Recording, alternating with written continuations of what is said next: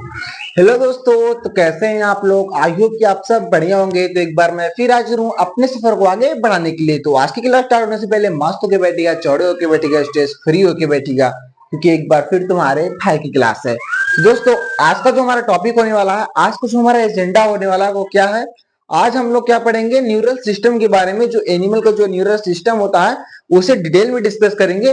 फिर उसका स्ट्रक्चर देखेंगे, क्योंकि बोर्ड एग्जाम में हमारे क्या रहता है, न्यूरो टिश्यू से रिलेटेड क्वेश्चन पूछे जाते हैं। ओके जी।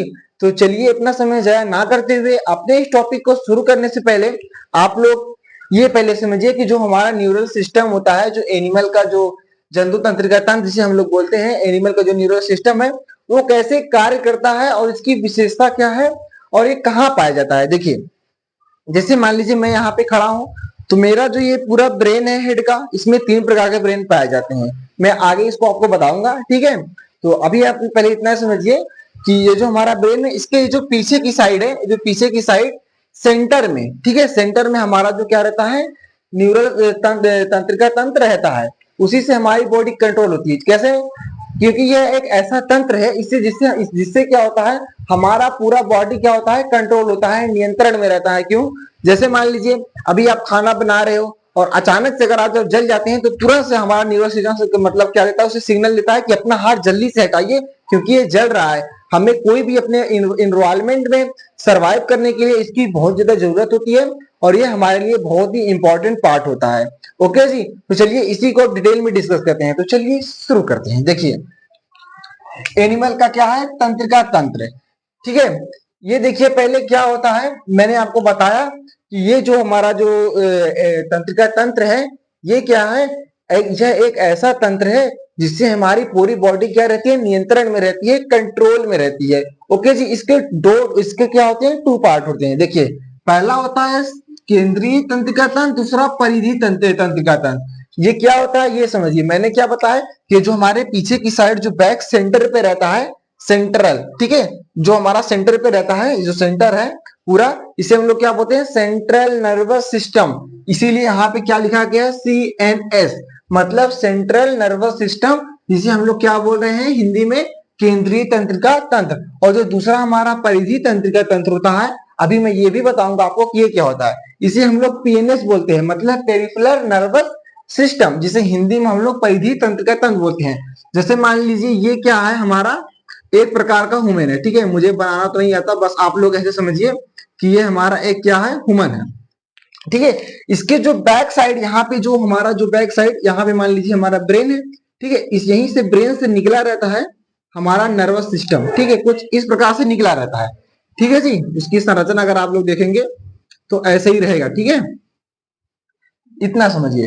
तो ये जो इस जो हमारा जो ये हमारा क्या है, सेंट्रल नर्वस सिस्टम है, ठीक है, यही हमारा है, ठीक है, बैक साइड रहता है। और जो ये परिधि बोलने का मतलब क्या है, इससे कुछ हमारी नर्व्स निकली रहती हैं, ऐसे स्ट्रक्चर नुमा नर्व्स रहती हैं, जो ऐसे पूरी बॉडी में हमारी फैली रहती हैं। क्या होता है, नर्व के द्वारा होता है परिधि, जिसे हम लोग क्या बोलते हैं, परिधि तंत्रिका तंत्र। ओके जी, परिधि तंत्रिका तंत्र बोलते हैं, क्योंकि ये जो हमारे नर्व्स, जो हमारे केंद्रीय तंत्रिका तंत्र से जो हमारे नर्व्स निकले हुए हैं, नर्व जो है सेल की तरह जो हमारी पूरी बॉडी में फैले रहते हैं। क्योंकि मान लीजिए अभी यहाँ से हल्का सा कट जाए तो उसे हमें दर्द होता है ना, तो सिग्नल पहुंचाता है जो पूरा हमारे नर्व जो हमारे पूरी बॉडी में फैले हुए हैं। ये किसके द्वारा होता है, परिधि के द्वारा होता है, क्योंकि एक से एक हमारी जो सेल है इससे जुड़ी हुई होती है, जिससे हमारी पूरी बॉडी किससे जुड़ी रहती है, एक तो हमारा केंद्रीय तंत्रिका तंत्र से, और उससे जो ब्रांचेस निकली हुई है, जो नर्व निकले हुए हैं, वो हमारा क्या है, परिधि तंत्रिका तंत्र है, जो हमें सिग्नल देता है। फिर ये परिधि तंत्रिका तंत्र इससे हमारे नर्व सेंट्रल नर्वस सिस्टम से अटैच है, फिर इसमें पहुंचाता है। फिर ये क्या करता है, ये हमारे ब्रेन को क्या देता है, सिग्नल देता है, जिससे हमें पता चल जाता है कि हमें किस चीज का, हमें ठंडी लग रही है कि गर्म लग रहा है, हमारा हाथ कटा है कि कहाँ पे कोई चींटी, देखिए जैसे जैसे मान लीजिए यहाँ पे आप लोग देख रहे हैं, यहाँ पे देखिए चींटी चढ़ गई है। अब बताइए, तो मुझे अभी को ऐसे पता चला ना, देखिए लाइव प्रूफ देख लीजिए। आगे कि मेरा कैमरा इधर गया, इधर गया जी, इधर देखो देखो रेंग रहा है। आगे कि मेरा कैमरा आपको जूम करके दिखा रहा होगा, इधर देखिए कुछ इस प्रकार देखिए ऊपर रेंग रही है।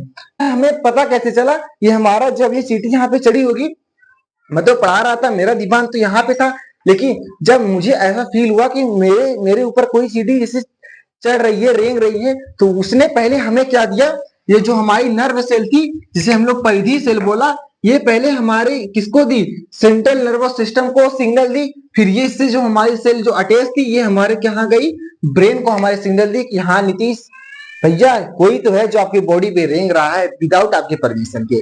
ओके जी, पूरा फील हो गया हो, एकदम नसों में घुस गया हो कॉन्सेप्ट, तो यस लिख दीजिएगा। ठीक है, आई होप कि आपको ये तंत्रिका समझ में आ गया होगा। तो चलिए अब इसके टाइप को आगे बढ़ाते हैं। ओके जी, तो हमने क्या समझा कि ये केंद्रीय हमारा तंत्र होता है जिसे हम लोग सेंट्रल नर्वस सिस्टम बोलते हैं, और इससे जो ब्रांचेस निकली रहती है इसे हम लोग परिधि तंत्रिका तंत्र बोलते हैं। ओके जी, तो अब देखिए, अब जो देखिए हमारा जो केंद्रीय जो तंत्रिका तंत्र है उसमें क्या है, दो चीज है। एक क्या है, मस्तिष्क, जो मैंने यहाँ पे जो ऐसे ऐसे ऐसे ऐसे हमारे ब्रेन में रहता है। ठीक है, एक हमारा क्या है मस्तिष्क, और दूसरा क्या है हमारा मेरु रज्जु। इसे मैं आपको आगे और डिटेल में बताऊंगा। ओके जी, तो ये हो गया, और ये भी आपको पता चल गया कि इससे जो ये हमारा जो तंत्रिका तंत्र है दो पार्ट का है, दो पार्ट में डिवाइड है।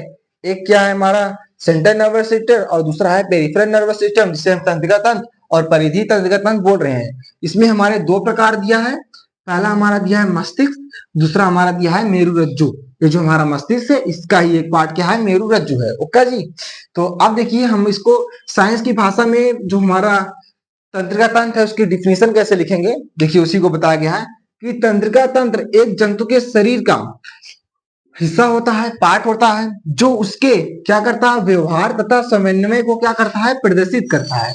ओके जी, कंट्रोल एंड कोऑर्डिनेशन को प्रदर्शित करता है, और हमारे शरीर के विभिन्न अंगों और क्षेत्रों के बीच संकेतों का प्रवाहित करता है। मतलब जैसे यहाँ पे हमारी चींटी काटी या मच्छर काटा है, कोई रेंग रहा था जैसे आपने अभी को देखा, तो ये हमारे क्या करता है, इसके द्वारा हमें क्या मिलता है, सिग्नल प्रदान करता है जो हमारी पूरी बॉडी को हमारे ब्रेन तक पहुंचाता है, जिसे हमें पता चलता है। ओके जी, अब देखिए क्या करा, इनके दो मुख्य भाग होते हैं, मैंने आपको बताया, जिसको बोलते हैं हम लोग केंद्रीय तंत्रिका तंत्र जिसे हम लोग नर्वस सेंट्रल नर्वस सिस्टम बोलते हैं, और दूसरा होता है हमारा परिधि तंत्रिका तंत्र जिसे हम लोग पेरिफेरल नर्वस सिस्टम बोलते हैं। ओके जी, आई होप कि आपको ये पूरा इस स्लाइड का एक एक टॉपिक एक एक पार्ट क्रिस्टल क्लियर हो गया होगा।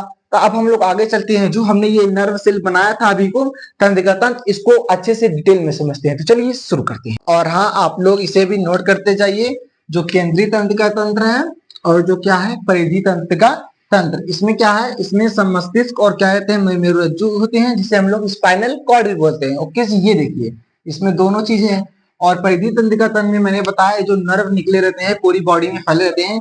तंत्रिका परिधि तंत्रिका तंत्र में इसमें मुख्य रूप से क्या रहते हैं, तंत्रिकाओं का क्या रहता है, समूह रहता है, ग्रुप रहता है, होता है जो मेरुरज्जु से निकल के यहाँ पे क्या रहते हैं, मेरुरज्जु रहते हैं, और ऊपर मस्तिष्क है जो मेरुरज्जु से निकल के दोनों तरफ क्या रहते हैं, फैले रहते हैं। ओके जी, आप लोग इसे भी नोट कर लीजिए, आपका कुछ भी नहीं छूटेगा।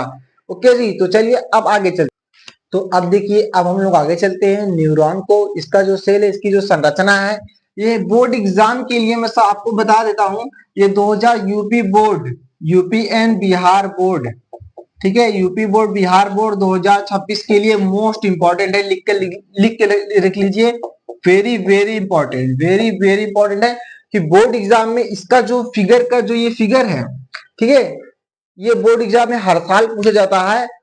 हर जो यूपी बोर्ड का जो हमारा जो कोड रहता है, पेपर कोड रहता है, चार या 6 प्रकार के जो कोड बनते हैं, उस सारे पेपर कोड में ये जरूर प्रश्न जरूर दिखा रहेगा कि तंत्रिका तंत्र का सुसंगठित चित्र बना के प्रदर्शित कीजिए, उसका नेमिंग भी करना रहता है। ठीक है, ओके जी, तो ये तो आप लोग जरूर अच्छे से देख लीजिएगा, बना लीजिएगा। ठीक है, इसका मैं जब एग्जाम आएगा तो मैं इसका प्रैक्टिस भी करवा दूंगा शॉर्ट वीडियो के थ्रू, इसको बनवा के। ओके जी, तो चलिए अब इसको डिटेल में पढ़ते हैं।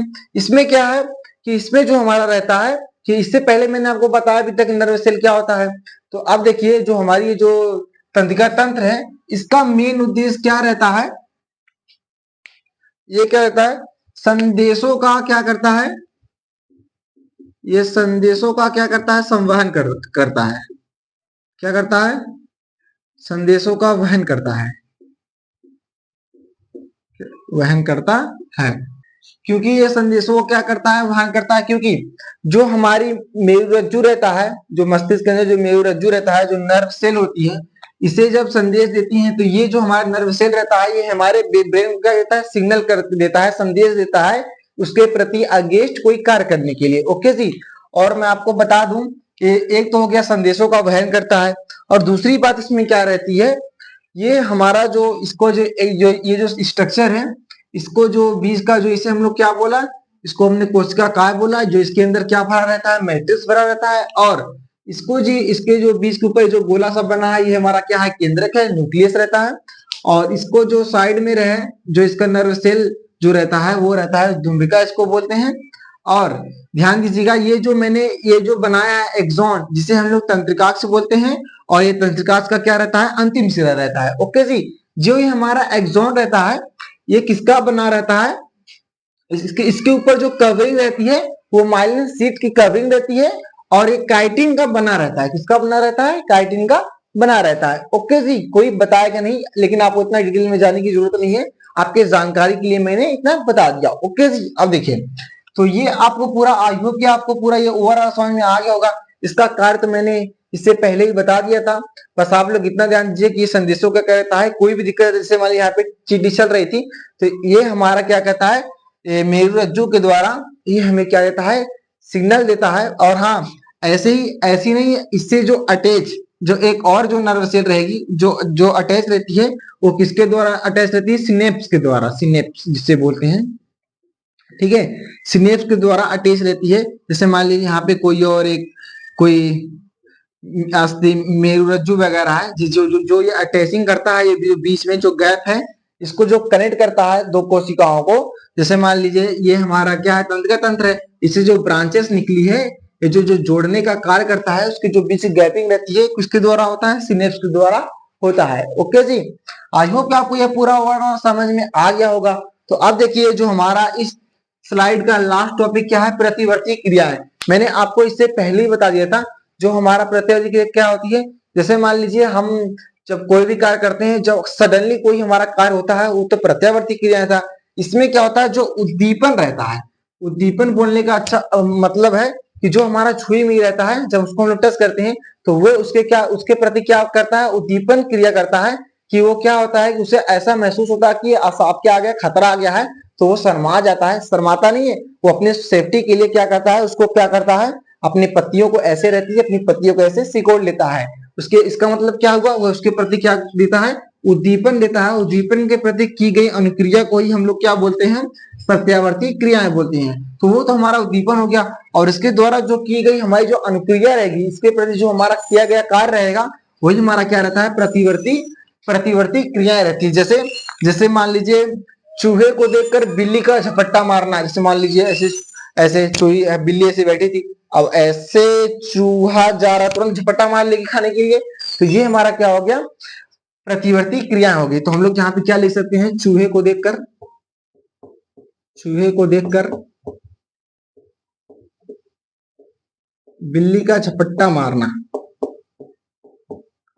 क्या हो गया, बिल्ली का